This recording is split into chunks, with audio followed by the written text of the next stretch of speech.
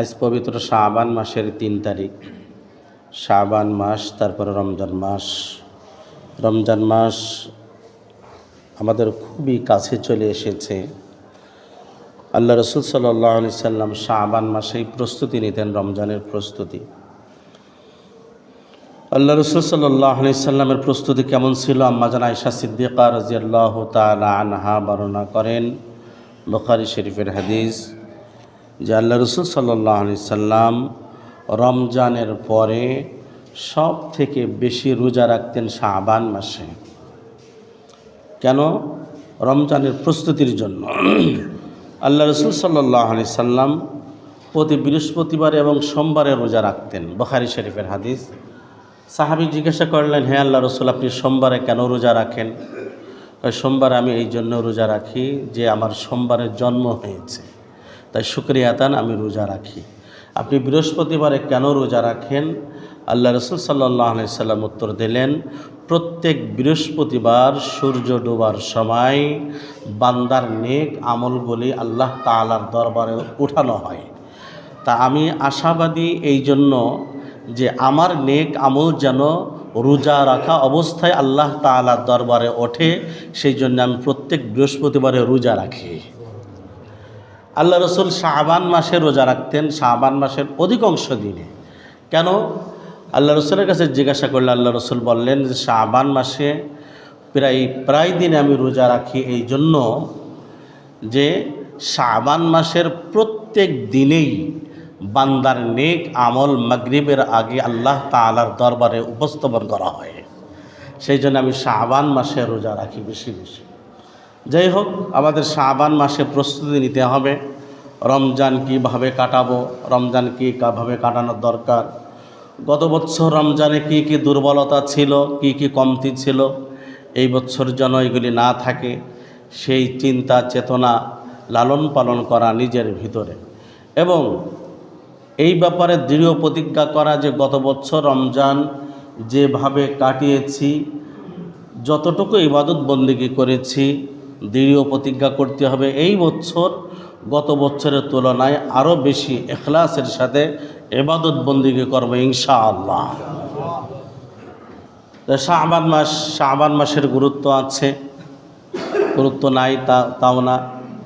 বিশেষ করে শাবান মাসের যে 15ই শাবান, 14ই শাবান দিবাগত রাত, যেই সম্পর্কে আল্লাহ রাসূল সাল্লাল্লাহু আলাইহি সাল্লাম বলেছেন, লাইলাতুন নিসফি মিন শাবান, মধ্য শাবানের কথা আল্লাহ রসুল বলেছেন, যাকে আমরা বাঙালিরা বলি শবে বরাত। হাদিসের পরিভাষায় বলা হয় লাইলাতুন নিসফি মিন শাবান বলা হয়। যাই হোক, ইনশাআল্লাহ সময় মতো এই সম্পর্কেও আলোচনা করা হবে। আমি আমার যে আলোচনা করছিলাম আল্লাহ রসুল সাল্লাল্লাহু আলাইহি সাল্লামের মেরাজ সম্পর্কে, গত জুমায় আলোচনা করেছিলাম। প্রথম আকাশে কার সাথে দেখা হলো আল্লাহ রসুলের? হযরত আদম আলাইহিস সালামের সাথে সাক্ষাৎ হয়েছিল। আদম আলাইহিস সালামকে সালাম দিলেন, কথোপকথন হলো, অনেক কিছু অভিবাদন জানালেন, আদম আলাইহিস সালাম স্বাগতম জানালেন। এরপরে আল্লাহ রসুল সাল্লাল্লাহু আলাইহি সাল্লাম বলেন, সুম্মা আরাজা বি ইলাস সামাই সানিয়া, এরপরে জিবরাইল আলাইহিস সালাম আমাকে দ্বিতীয় আকাশে নিয়ে উঠলেন। কোন আকাশে? এবার বলেন দেখি, এক আকাশ থেকে আর এক আকাশের দূরত্ব কত? 500 বছরের রাস্তা। আজকে হাদিসটা দেখতেছিলাম যে ইন্না বু'দা সামাউন ইন্না বু'দা মা বাইনাহুমা 500 আমিন, তিরমিজি শরীফের হাদিস। আল্লাহ রসুল বলেন যে এক আকাশের থেকে আর এক আকাশের দূরত্ব হচ্ছে 500 বছরের রাস্তা। কত বছরের রাস্তা? সেই জন্যই তো বিজ্ঞানীরা অজ্ঞানী হয়ে গেছে যে মুহাম্মদ সাল্লাল্লাহু আলাইহি সাল্লাম এত পথ অতিক্রম করে আল্লাহর সাথে সাক্ষাৎ করে আসলো কীভাবে। দ্বিতীয় আকাশে গেলেন আল্লাহ রসুল। দ্বিতীয় আকাশে যাওয়ার পর জিবরাইল আলাইহিস সালাম ওই পন্থায় অবলম্বন করলেন। প্রত্যেক আকাশের দরজায় কিন্তু এক একজন করে প্রহরী আছে, মালেক আছে। তা দ্বিতীয় আকাশের প্রহরীকে দরজা খুলতে বললেন জিবরাইল। ফাস্তাফতাহ জিবরিল, জিবরাইল আলাইহিস সালাম দ্বিতীয় আকাশের দরজা খোলার জন্য বললেন। এইলা মান আংতা, ভিতর থেকে প্রশ্ন করা হলো আপনি কে? জিব্রাইল বললেন ক্বালা জিবরিল, জিবরাইল আলাইহিস সালাম বললেন আমি ভাই জিব্রাইল। কিলা ওয়া মান মাআকা, আবার প্রশ্ন করা হলো আপনার সাথে কে? ক্বালা মুহাম্মদ সাল্লাল্লাহু আলাইহি ওয়াসাল্লাম। জিবরাইল আলাইহিস সালাম বললেন আমার সাথে মুহাম্মদ সাল্লাল্লাহু আলাইহি ওয়াসাল্লাম এসেছেন। কিলা কদ উরসিলা ইলাইহি, দ্বিতীয় আকাশের দারোয়ান বললেন মুহাম্মদকে কি দাওয়াত দিয়ে আনা হয়েছে? ক্বালা কদ উরসিলা ইলাইহি, বললেন হ্যাঁ মুহাম্মদ সাল্লাল্লাহু আলাইহি সাল্লামকে দাওয়াত দিয়ে আনা হয়েছে, বিনা দাওয়াতির লোক না, দাওয়াত দিয়ে আনা হয়েছে। এখানে কিছু বুঝার আছে যে আমি যত দাপটশীল নেতা হই না কেন, যতই গুরুত্বপূর্ণ নেতা হই না কেন, কারোর বাড়িতে ঢুকতে হলে, কারোর অফিসে ঢুকতে হলে কি লাগবে? অনুমতি লাগবে না? লাগবে না? আল্লাহ রসুল সাইয়্যিদুল মুরসালিন, আর জিবরাইল আলাইহিস সালাম সবসময় আল্লাহ তাআলার কাছে যাওয়া আসা করেন ওই দরজা দিয়ে। তারপরেও জিবরাইল দারোয়ানের কাছে অনুমতি চাচ্ছেন। আবার দারোয়ান বলছে আপনার সাথে কে আছে? মুহাম্মদ আছে। মুহাম্মদকে কি দাওয়াত দেওয়া হয়েছে, আসতে বলা হয়েছে? হ্যাঁ মুহাম্মদকে আসতে বলা হয়েছে, দাওয়াত দেওয়া হয়েছে। আমাদের সমাজে আমরা অনেকে আছি না, আপনার জন্য আমার দরজা 24 ঘন্টা খোলা, অনুমতি লাগবে না, আমার বাড়িতে ঢুকতে আপনার অনুমতি লাগবে না। এটা সুন্নাতের খেলাফ। আমি আমার নিজের বাসায় ঢুকতে গেলেও কি লাগবে? অনুমতি। সেটা কি? সালাম। হাত্তা তাস্তানিসু ওয়া তুসাল্লিমু আলা আহলিহা, আল্লাহ তাআলা বলেন কি যে তোমরা ততক্ষণ পর্যন্ত ঘরে ঢুকতে দেবে না যতক্ষণ পর্যন্ত সালাম না দেই। কি না দেই? আমরা কি ঘরে ঢোকার আগে সালাম দিই? হ্যাঁ, আজকের থেকে ইনশাল্লাহ দেবো, ইনশাল্লাহ আজকের থেকেও দেবো ইনশাল্লাহ। আলহামদুলিল্লাহ, আমি তো যখনই ঢুকি তখনই সালাম দিয়ে ঢুকি। আমার বাচ্চারা উল্টা আমাকে আবার সালাম দেয়, সালামের উত্তর দেয়। এই আমল করা যাবে না ইনশাল্লাহ? কোরআনের আয়াত এটা, যে ততক্ষণ পর্যন্ত অনুমতি দিও না যতক্ষণ পর্যন্ত সালাম না দেয়। অনেক স্বামী স্ত্রী আছে একে অপরকে সালাম দেয় না, ফোনে কথা বলতেছে হ্যালো, মানে সেই কাইস্টার মতো। আগে তো সালাম দিতে, আসসালামু আলাইকুম ওয়া রাহমাতুল্লাহ, বলো কি প্রয়োজন কি বলো। কোনো সালাম নাই, কালাম নাই, বুঝে আসছে? একেবারে সেই মুচি মেতরের মতো আচরণ একবারে। যাই হোক, তাহলে এখানে বুঝার কি যে জিব্রাইল যাচ্ছেন সব থেকে বড় ফেরেশতা আর সব থেকে বড় মেহমান রাসূল সাল্লাল্লাহু আলাইহি সাল্লাম, তারপরও দারোয়ানের কি লাগছে? অনুমতি লাগছে। আল্লাহ রসুল বলেন ফাফুতিহা লানা, দরজা খুলে দেওয়া হলো, দ্বিতীয় আকাশের দরজা। ফাইদা আনা বিঈসা ওয়া ইয়াহইয়া, দরজা খোলার সাথে সাথে দেখি ঈসা আলাইহিস সালাম এবং ইয়াহইয়া আলাইহিস সালাম বসে আছেন, দুইজন খালাতো ভাই বসা আছেন। আমি সালাম দিলাম, তারা সালামের উত্তর দিল, আবার তারা উভয় আমাকে অভ্যর্থনা জানালো, সংবর্ধনা জানালো। তারা বলল মারহাবাম বিল আখিস সালিহি ওয়ান নাবিয়্যিস সালিহি, ধন্যবাদ ওই নেককার ভাইয়ের জন্য আর ধন্যবাদ ওই নেককার নবীর জন্য। ঈসা আলাইহিস সালাম এবং ইয়াহইয়া আলাইহিস সালাম বসা আছেন কোথায় বলেন দেখি? কোন আকাশে? তাহলে ঈসা আলাইহিস সালাম বলেন দেখি, আমাদের আকীদা কি? ঈসা আলাইহিস সালাম জীবিত আছেন না মারা গিয়েছেন? বলেন জীবিত। আল্লাহ তাআলা বলেন ওমা কাতালুহু ওমা সালাবুহু ওয়ালাকিন শুববিহা লাহুম, তারা ঈসা আলাইহিস সালামকে হত্যাও করতে পারে নাই, শুলেও চড়াতে পারে নাই, বরং তাদের ভিতরে একটা ধাঁধা লাগাই দেওয়া হয়েছিল। এর ঘটনা একদিন বলবো। ঈসা আলাইহিস সালামকে তারা হত্যা করতে পারে নাই। বার রাফাআহুল্লাহু ইলাইহি, আল্লাহ তাআলা বলেন বরং আমি ঈসাকে আমার কাছে তুলে নিয়েছি। তাহলে ঈসা আলাইহিস সালাম জীবিত না মৃত? জীবিত না মৃত? ঈসা আলাইহিস সালামের সাথে সাক্ষাৎ হলো, ইয়াহইয়া আলাইহিস সালামের সাথে সাক্ষাৎ হলো। তারপরে গেলেন তৃতীয় আকাশে। তৃতীয় আকাশে এরকম গেট খোলার কথা বলা হলো, আদান প্রদান হলো। তৃতীয় আকাশে যাওয়ার পর ইউসুফ আলাইহিস সালামের সাথে সাক্ষাৎ। কার সাথে? ইউসুফ আলাইহিস সালামের সাথে সাক্ষাৎ।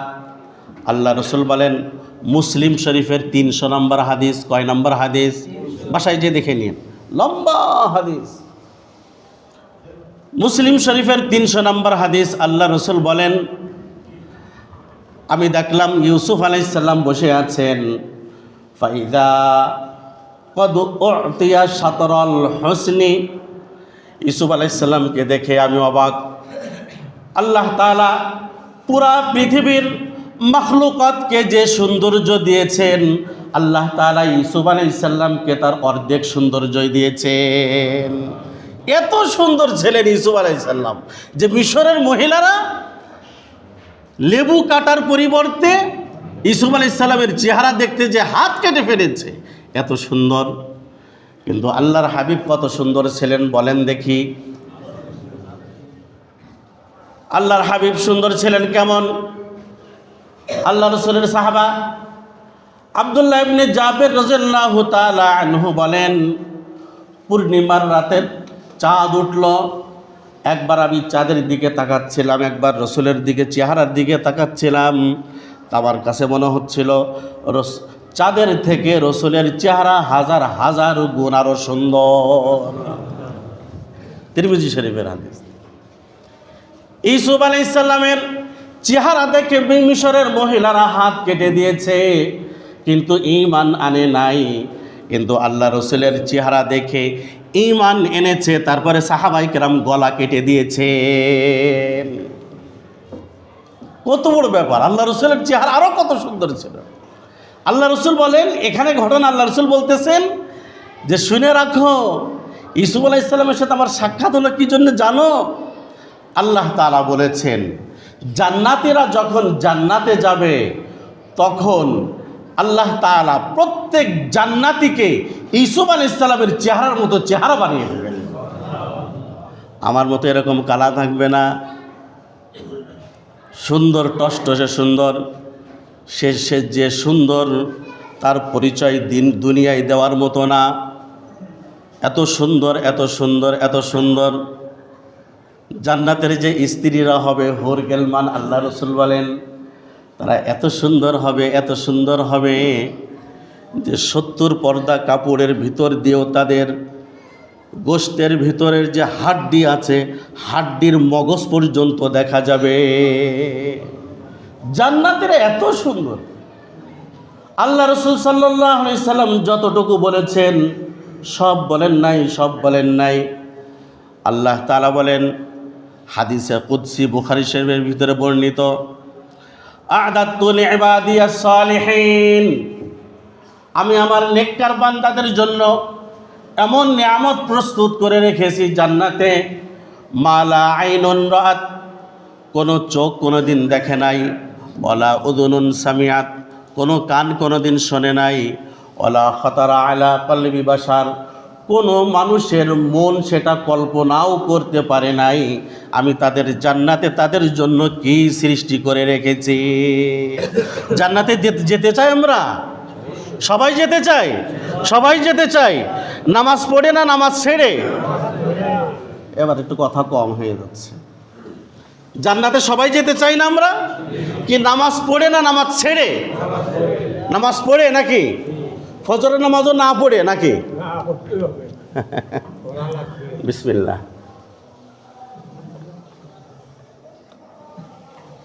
বিসমিল্লাহ। ইউসুফ আলাইহিস সালামের সাথে সাক্ষাৎ হলো কোন আকাশে বলেন দেখি? পরে কিন্তু পরীক্ষা নেব আমি। প্রথম আকাশে কার সাথে সাক্ষাৎ? দ্বিতীয় আকাশে কার সাথে সাক্ষাৎ? ঈসা ইয়াহইয়া আলাইহিস সালামের সাথে সাক্ষাৎ। চতুর্থ আকাশে কার সাথে সাক্ষাৎ? তৃতীয় ইউসুফ আলাইহিস সালামের সাথে সাক্ষাৎ। চতুর্থ আকাশে ইদ্রিস আলাইহিস সালামের সাথে সাক্ষাৎ। কার সাথে সাক্ষাৎ? ইদ্রিস আলাইহিস সালামের সাথে সাক্ষাৎ। আল্লাহ তাআলা ইদ্রিস আলাইহিস সালামের সম্পর্কে বলেন, ওয়া রাফা'নাহু মাকানান আলিয়্যা, আমি ইদ্রিসকে উপরে উঠিয়ে নিয়েছি। সেই জন্য হাদিস বিশারদগণ, মুফাসসিরগণ এবং এবং কি কোনো ঐতিহাসিকও এই দুনিয়ায় ইদ্রিস আলাইহিস সালামের কবর খুঁজে পান নাই। আল্লাহ তাআলার এই আয়াত দ্বারা প্রমাণিত হয় আল্লাহ তাআলা ইদ্রিস আলাইহিস সালামকেও চতুর্থ আকাশে উঠিয়ে নিয়েছেন। এবার ইদ্রিস আলাইহিস সালামের সাথে সাক্ষাৎ হলো, কথোপকথন হলো, অনেক কথা হলো। কোন আকাশে? চতুর্থ আকাশে। এবার পঞ্চম আকাশে গেলেন, কথা না বলে পঞ্চম আকাশে গেলেন। আল্লাহ রসুল বলেন পঞ্চম আকাশে যাওয়ার পর হারুন আলাইহিস সালামের সাথে সাক্ষাৎ। কার সাথে সাক্ষাৎ? হারুন কে ছিলেন বলেন দেখি? মূসা আলাইহিস সালামের বড় ভাই। মূসা আলাইহিস সালামের বড় ভাই। যদি বলি যে অমুক নায়িকা কার বউ, বলেন দেখি, সঙ্গে সঙ্গে সবাই বলতে পারবে অমুকের বউ। হারুন আলাইহিস সালাম কে ছিলেন বলেন? মূসা আলাইহিস সালামের বড় ভাই। হারুন আলাইহিস সালামের সাথে সাক্ষাৎ। হারুন আলাইহিস সালামও বললেন মারহাবাম বিল আখিস সালিহি ওয়ান নাবিয়্যিস সালিহি, অভ্যর্থনা জানালেন, স্বাগতম জানালেন, ওয়েলকাম জানালেন। হারুন আলাইহিস সালামের সাথে সাক্ষাৎ হওয়ার পর মূসা আলাইহিস সালামের কাছে গেলেন ষষ্ঠ আকাশে। ষষ্ঠ আকাশে কার সাথে সাক্ষাৎ? মূসা আলাইহিস সালামের সাথে সাক্ষাৎ। মূসা আলাইহিস সালামের সাথে সাক্ষাৎ হওয়ার পর কথা হলো। মূসা আলাইহিস সালাম একটু কেঁদে দিলেন। আল্লাহ রসুল জিজ্ঞাসা করলেন কাঁদলেন কেন আপনি? কেন কাঁদলেন? মূসা আলাইহিস সালাম বললেন আমি কাঁদছি এই জন্য, আমি জানতাম আমার উম্মত বেশি এবং আমার উম্মত বেশি জান্নাতে যাবে, কিন্তু আমি পরবর্তীতে যা জানলাম আমার উম্মতের থেকে মুহাম্মদ সাল্লাল্লাহু আলাইহি সাল্লামের উম্মত বেশি জান্নাতে যাবে, তাই আফসোসে কাঁদছি। কত নম্বর হাদিস মুসলিম শরীফের? 300 নম্বর হাদিস। কত নম্বর হাদিস? 300 নম্বর হাদিস। মূসা আলাইহিস সালামের সাথে সাক্ষাৎ হওয়ার পর সপ্তম আকাশে চলে গেলেন। আল্লাহ রসুল বলেন ফাইদা আনা বি ইব্রাহিম। সপ্তম আকাশে যাওয়ার পর ইব্রাহিম আলাইহিস সালামের সাথে সাক্ষাৎ। ইব্রাহিম আলাইহিস সালাম আমাকে পেয়ে জড়িয়ে ধরলেন, কথা হলো। আমি সালাম দিলাম, সালামের উত্তর দিলেন। দেখি ইব্রাহিম আলাইহিস সালাম মুরব্বী মানুষ, চুল দাড়ি পাকা, জুব্বা পরা, বসে আছেন। অহুয়া মুসনিদান ইলাল বাইতিল মা'মুর ওহুয়া ইয়াদখুলুহু কুল্লা ইয়াউমিন ৭০,০০০ মালাকিন সুম্মা লা ইয়াউদুন। মুসলিম শরীফের 300 নম্বর হাদিস।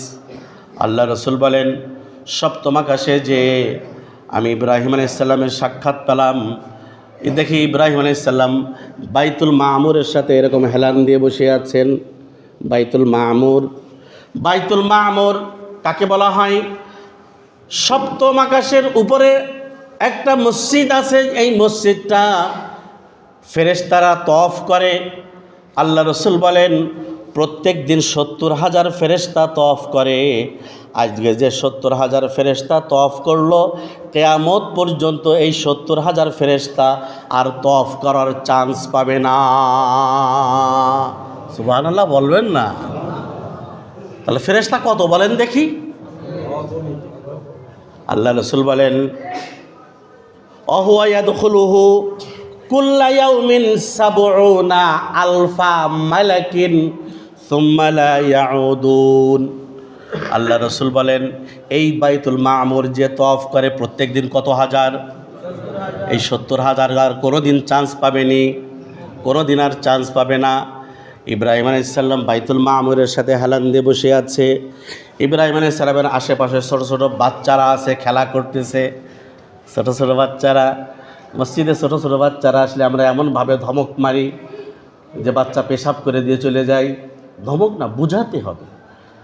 ছোট বাচ্চা যেটা বোঝে না, পাক পবিত্রতা বোঝে না, তাকে না আসার জন্য গার্জিয়ানকে বলতে হবে। কিন্তু যদি এসেই পড়ে, এমন ধমক দিলাম যে আমার ধমকের চোটে পেশাব পায়খানা করে দিয়ে মসজিদ নাপাক বানায় ফেলল, না না এই কাম করা যাবে না। আর যারা বোঝে তারা আসবে। যদি দুইজন এক জায়গায় দাঁড়ালে কথা হয়, তাহলে ফাঁকে ফাঁকে দাঁড় করাই দেবো ইনশাআল্লাহ। আমরা একজনের ফাঁকে ফাঁকে দাঁড় করাই দেবো, দুইজন পিচ্ছিকে এক জায়গায় দাঁড় করাবো না, তাহলে ওরা আর কি ফাজলামি করবে, কথা বলবে। তাহলে ইব্রাহিম আলাইহিস সালামের আশেপাশে কারা ঘোরাঘুরি করছে বলেন দেখি? ছোট ছোট বাচ্চারা। কারা? তিরমিজি শরীফের হাদিস। আল্লাহ রসুল বলেন ছোট ছোট বাচ্চারা হচ্ছে ওই ছোট ছোট বাচ্চারা। আল্লাহ রসুল বলেন যেই সমস্ত পিতামাতা তার সন্তান পেটে থাকাকালীন নিয়ত করেছিল জান্নাহ, আমার সন্তান যদি জন্মগ্রহণ করে, ছেলে হোক বা মেয়ে হোক, তাকে হাফেজ বানাবো, আলেম বানাবো, কিন্তু জন্ম হওয়ার সাথে সাথে মারা গিয়েছে, অথবা পেটের ভিতরে মারা গিয়েছে, অথবা হাফেজ আলেম হওয়ার আগেই মারা গিয়েছে, আল্লাহ রসুল বলেন এই সমস্ত সন্তানগুলি কিয়ামত পর্যন্ত ইব্রাহিম আলাইহিস সালামের পাশে জমা হতে থাকবে। আলেম হাফেজ হওয়া তো লস না? দুনিয়ায় অনেক লস, অনেক কষ্ট করা লাগে, না খেয়ে থাকা লাগে, অনেক কষ্ট ক্লেশ করা লাগে। ইব্রাহিম আলাইহিস সালামের সাথে সাক্ষাৎ। ইব্রাহিম আলাইহিস সালাম বললেন মারহাবাম বিল ইবনি সালিহ ওয়ান নবিয়্যি সালিহ। তাহলে বাইতুল মামুরের সাথে ইব্রাহিম আলাইহিস সালাম কেমন বসা আছে বলেন দেখি? হেলান দিয়ে, এরকম হেলান দিয়ে। তাহলে এই হাদিস দ্বারা বোঝা যাচ্ছে মসজিদে যদি কেউ একটু হেলান দেয় তাহলে তারে বেয়াদব বলা যাবে না। কোনো কারণে দিয়েছে, কিন্তু একবার হেলান দিয়েছে আগায় বসে থাকলাম ওইরকম না, কোনো কারণে হেলান দিয়েছে, তাহলে তাকে কি বলা যাবে না? বেয়াদব বলা যাবে না। তবে মসজিদে আল্লাহ রসুল বলেন, বুখারী শরীফের হাদিস, মসজিদে এরকম দুই হাঁটু উঠিয়ে বসা নিষেধ। পা মাটির সাথে রেখে দুই হাঁটু উঠিয়ে বসা নিষেধ। কেন নিষেধ? যে সতর খুলে যেতে পারে সেই জন্য। আর দুই হাঁটু উঠিয়ে বসলে দুই পা একটু কেবলার দিকে হয়ে যায়, আর সতর খুলে যাওয়ার সম্ভাবনা থাকে, সেজন্য আল্লাহ রসুল এটা নিষেধ করেছেন। এবার আল্লাহ রসুল বলেন ইব্রাহিম আলাইহিস সালামের সাথে সাক্ষাৎ হওয়ার পর জিবরাইল আমাকে নিয়ে গেলেন উপরের দিকে। 7 আসমান পাড়ি দিয়ে এবার চলে গেলাম ইনদা সিদরাতুল মুনতাহা। সিদরাতুল মুনতাহায় চলে গেলাম। 7 আসমানের পরে হচ্ছে সিদরাতুল মুনতাহা। সিদরাতুল অর্থ কুল বৃক্ষ, বড়ই গাছ, মুনতাহা অর্থ প্রান্তবর্তী শেষ সীমানা, অর্থাৎ প্রান্তবর্তী কুল বৃক্ষ।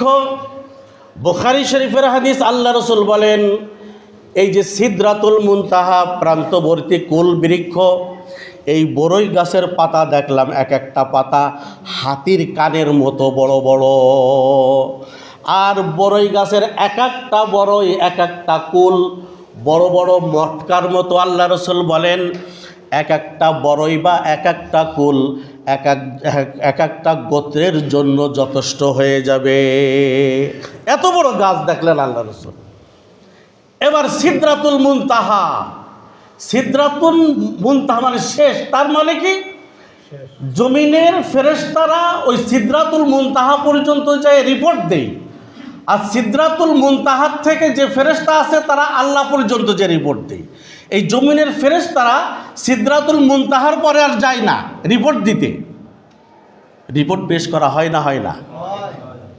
আজরাইল আলাইহিস সালাম প্রত্যেক দিন আমাদেরকে দেখেন না? দেখেন না? কয়বার? কয়বার? কখন কখন? ফজর, জোহর, আসর, মাগরিব, ইশা। আজরাইল প্রত্যেক দিন আমাদের সাথে 5 বার সাক্ষাৎ করে যান। প্রত্যেক দিন কয়বার? 5 বার। সিদরাতুল মুনতাহায় চলে গেলেন। সিদরাতুল মুনতাহার পরে আল্লাহ তাআলা সূরা নাজমের ভিতরে বলেন ইয ইয়াগশাস সিদরাতা মা ইয়াগশা। সিদরাতুল মুনতাহার যে গাছগাছালি, এটা বিভিন্ন রকমের সাজসজ্জা দিয়ে সজ্জিত করা হয়েছে। আল্লাহ রসুল বলেন সিদরাতুল মুনতাহার উপরেই চলে গেলাম জান্নাতে। সুবহানাল্লাহ। ইনদা সিদরাতিল মুনতাহা ইনদাহা জান্নাতুল মাওয়া। আল্লাহ রসুল বলেন সিদরাতুল মুনতাহার পরেই জান্নাত। জিবরাইল আলাইহিস সালাম আমাকে জান্নাত ঘুরিয়ে দেখালেন। আর একটা কথা বলি, এই যে সপ্তম আকাশে কার সাথে দেখা হলো? ইব্রাহিম আলাইহিস সালামের সাথে। এবার ইব্রাহিম আলাইহিস সালাম রসুলকে বললেন, ইয়া মুহাম্মদ ইকরাই মিন্নি উম্মাতাকাস সালাম। তিরমিজি শরীফের হাদিস।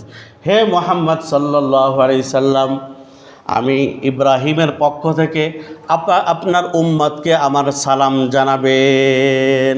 কি জানাবেন? আমরা বলি ওয়া আলাইকুমুস সালাম। সালাম এদের উত্তর দিছি, হাদিসই তো জানি, এটা উত্তর দেবো কি? তাই সালাম জানাবেন। আর বলবেন জান্নাতের মাটি খুবই পবিত্র, খুবই উর্বর, খুবই সুগন্ধি। আর জান্নাত এটা হচ্ছে চেটিয়াল মরুভূমি। জান্নাতের গাছগাছালি কি আপনার উম্মতকে বলে দেবেন। জান্নাতের গাছগাছালি হচ্ছে সুবহানাল্লাহি ওয়া বিহামদিহি, সুবহানাল্লাহিল আযীম, সুবহানাল্লাহ, আলহামদুলিল্লাহ, লা ইলাহা ইল্লাল্লাহ। আপনার উম্মতকে বেশি বেশি এইগুলি পাঠ করতে বলবেন, তাহলে তাদের জান্নাত উর্বর হয়ে যাবে। বেশি বেশি কি পড়ব? সুবহানাল্লাহ, আলহামদুলিল্লাহ, লা ইলাহা। নামাজ পড়ে না পড়ে?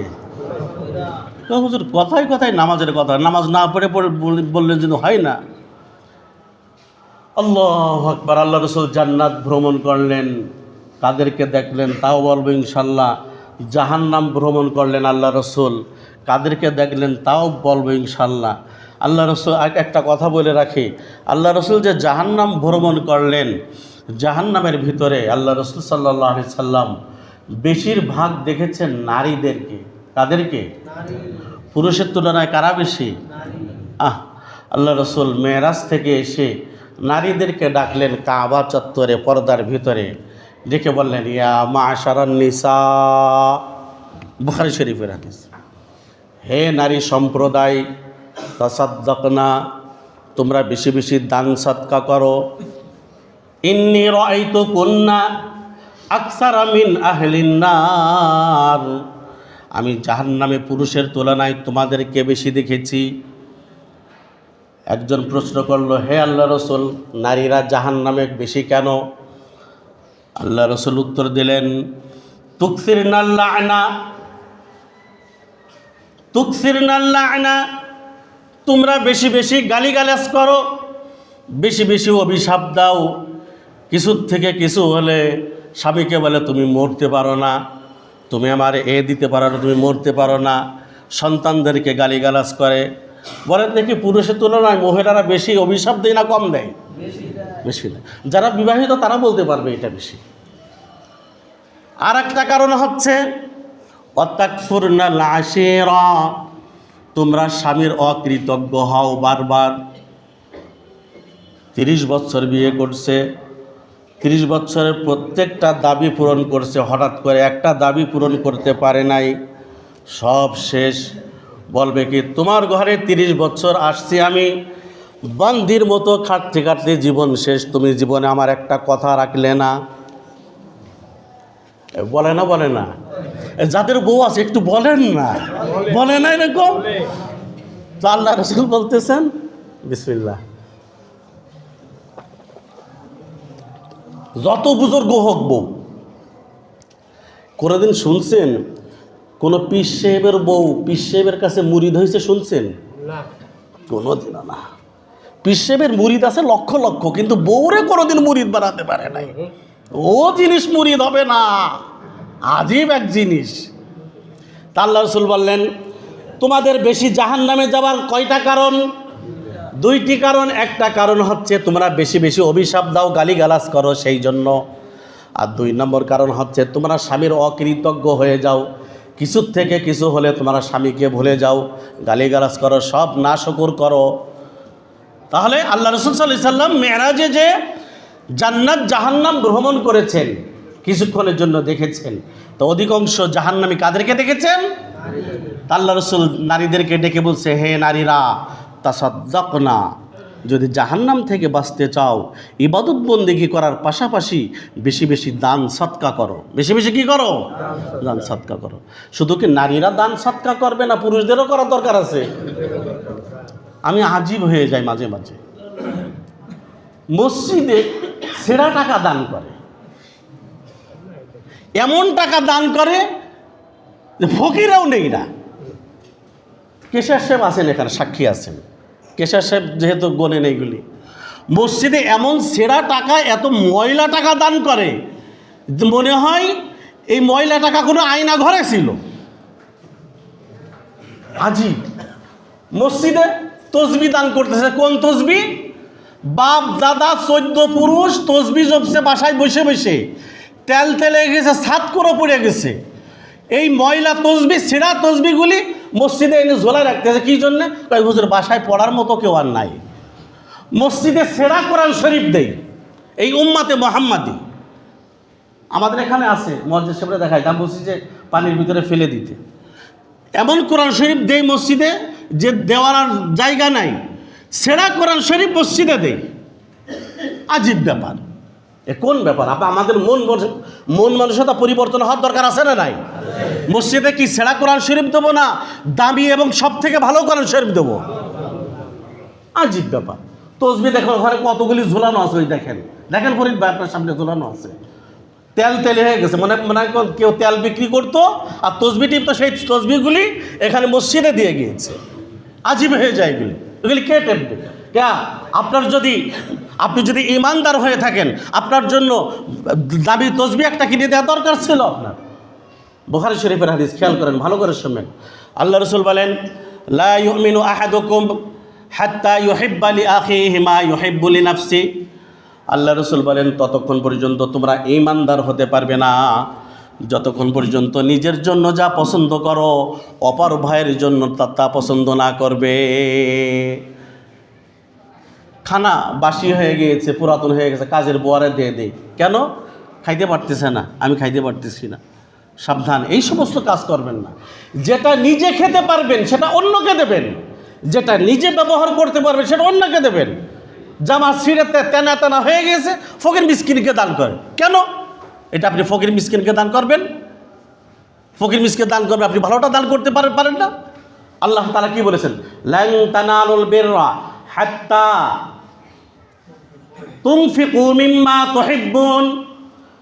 আল্লাহ তাআলা বলেন, তোমরা ততক্ষণ পর্যন্ত পরিপূর্ণ নেককার হতে পারবে না যতক্ষণ পর্যন্ত তোমরা খরচ করবে ওই জিনিসটা, যে তোমাদের মহব্বতের জিনিসটা খরচ না করবে। আজীব ব্যাপার হয়ে যায়। তসবি কেউ ধরে না, ঘৃণায় কেউ ধরে না, ঝোলাই রাখছে মসজিদে। মসজিদ সাহেব আজকে, খাদেম সাহেব আজকে ফেলে দেবেন এগুলি। যারা দান করবেন মসজিদে কোরআন শরীফ, তসবি, তাহলিল, এগুলি ভালো দেখে দান করবেন। এগুলি করবেন কেন? আর টাকা দান করবেন, সব থেকে নতুন টাকাটা দান করবেন আজকে থেকে, ইনশাল্লাহ করবেন তো? ইনশাল্লাহ সব থেকে নতুন টাকাটা দান করবেন, ইনশাল্লাহ করবো তো? ইনশাল্লাহ দানও করতে